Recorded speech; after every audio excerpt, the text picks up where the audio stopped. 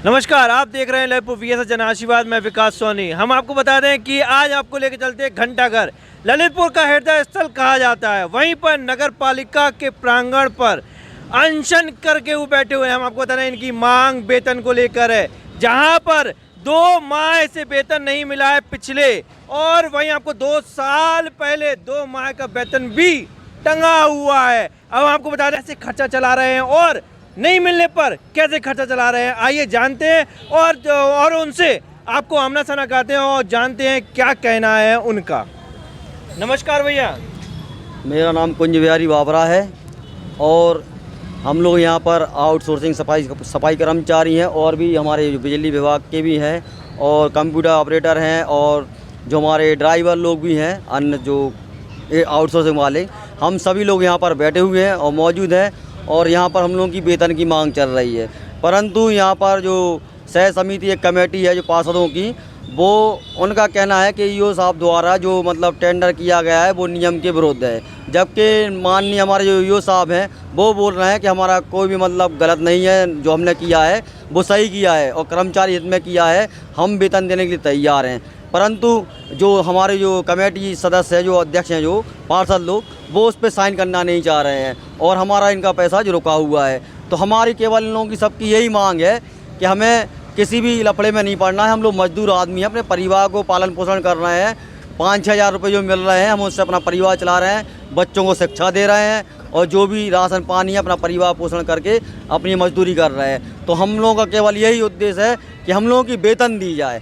हम लोगों को किसी भी राजनीति मुद्दे पर नहीं पड़ना है और ना कोई कोर्ट कचहरी, क्योंकि पूर्व में भी 3 साल पहले की अभी तक 3 माह की वेतन डली हुई है। माँ कंटेंस के नाम की थी सोम साहू की, जो अभी तक वो कोर्ट में विचाराधीन है, अभी तक कोर्ट में भी नहीं है, क्योंकि हमारे जो नगर पालिका अध्यक्ष हैं उन्होंने बोला था कि ईओ साहब उसको पेमेंट को नहीं कर रहे हैं। जबकि ईओ साहब कह रहे हैं कि वो पेमेंट भी हो जाएगी अगर ये कमेटी जो अध्यक्ष जो लोग साइन कर दें, तो हम पुरानी वेतन और अभी की जो वर्तमान की वेतन है हम तत्काल दे देने के लिए तैयार हैं, उनके केवल साइन हो। इसीलिए हम लोग यहाँ पर बैठे हैं। जिसको भी जो अपनी बात रखनी है, चाहे एडीएम साहब हो, एडीएम साहब भी आए हुए थे, तो हम लोगों ने धरने पे यही बात उनसे कही है, वेतन दे दीजिए। हम लोगों का कोई ऐसा वो नहीं है उद्देश्य कि मतलब कि हम लोग कोई गलत संदेश दें, क्योंकि हम लोगों का शोषण हो रहा है। वेतन हम लोगों की रुकी है। अब चाहे ईओ साहब गलत हो या कमेटी वाले गलत हों, वे लोग बैठ कर निर्णय ले लें कि इन लोगों की गलती से इन लोगों का शोषण हुआ है और इनकी जो भी उनकी इच्छा से अनुसार से जो भी मतलब कार्रवाई से इनकी वेतन होती है वो वेतन दिलाई जाए। हमें और कोई कार्रवाई नहीं चाहिए। यही हमारे सब भाइयों की और साथियों की ये निवेदन है कि हम लोग की वेतन दिलाई जाए, केवल वेतन दिलाई जाए। सुबह की रोशनी जब होती है, जब संविदा कर्मचारी घर के द्वार पर दिखते हैं, और वहीं पर हम आपको बता दें कि यह 2 माह जो कि हमने आपको 15,000 रुपये से कहा था सैलरी, लेकिन इनके द्वारा पता लगा सिर्फ 5,000 रुपये सैलरी मिलती है। 5,000 रुपये सैलरी में खर्चा कैसे चला रहे हैं, आइए जानते हैं। नमस्कार भैया। नमस्कार। क्या नाम है आपका? मेरा नाम है वीरेंद्र महरौलिया। आउटसोर्सिंग कितनी सैलरी मिल रही है? हम लोगों को मिलती है साहब 9,000 रुपये। 9,000। मैं आउटसोर्सिंग कर्मचारी हूँ नगर पालिका में। क्या कितने माह से सैलरी नहीं मिली? अभी हम लोगों की 2 माह से साहब ये सैलरी नहीं मिली, और इसके पूर्व में भी 2 महीने 28 दिन की सैलरी 2019 की हम लोगों की रुकी हुई है। उस शुभम साहू जी एक ठेकेदार साहब थे, उन्होंने अभी तक हम लोगों को पेमेंट नहीं दिया। लेकर आज आपका धरना प्रदर्शन है। मैं विनीत बाबा वाल्मीकि, अखिल भारतीय सफाई कर्मचारी कल्याण संघ ट्रेड यूनियन से राष्ट्रीय उपाध्यक्ष। मैं आउटसोर्सिंग सफाई कर्मचारियों के समर्थन में यहाँ धरना प्रदर्शन पे आया हूँ, क्योंकि हमें ज्ञात है कि हमारे आउटसोर्सिंग कर्मचारियों का जो टेंडर प्रक्रिया 23 जुलाई को जो समाप्त हो गई थी, उसके तहत हमारे अधिशासी अधिकारी महोदय ने कंटिन्यू करने के लिए नगर की साफ स्वच्छ व्यवस्था को बनाए रखने के लिए, क्योंकि ललितपुर जनपद में सम्मानीय कई महान संतों का आगमन हुआ है और उसी के सम्मान को देखते हुए, नगर की जनता के मान सम्मान को देखते हुए शहर को साफ स्वच्छ बनाने के लिए उन्होंने कंटिन्यू 2 महीने का रख दिया गया था, जिससे कि सफाई व्यवस्था बने। तो अधिशासी अधिकारी के निर्देशन में हमारे सफाई कर्मचारियों ने निरंतर कार्य किया। निरंतर कार्य करने के बाद यह बात सामने आई कि ये प्रक्रिया किस प्रकार से हुई।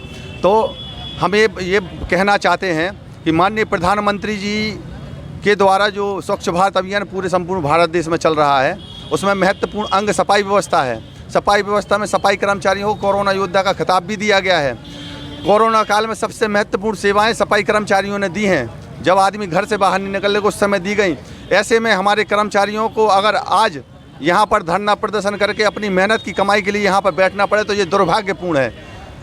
ऐसे में हमारे सम्माननीय पार्षदों से हमारा यही अनुरोध है, नगर की जनता से अनुरोध है कि हमारे जो कर्मचारियों ने काम किया है और हमारे शहर में जो साधु संत महात्मा आए हैं उनकी सेवा महत्वपूर्ण दी गई है। शासन प्रशासन में आज ललितपुर जनपद का स्वच्छ भारत अभियान में महत्वपूर्ण स्थान मिला है, सम्मानित किया गया है।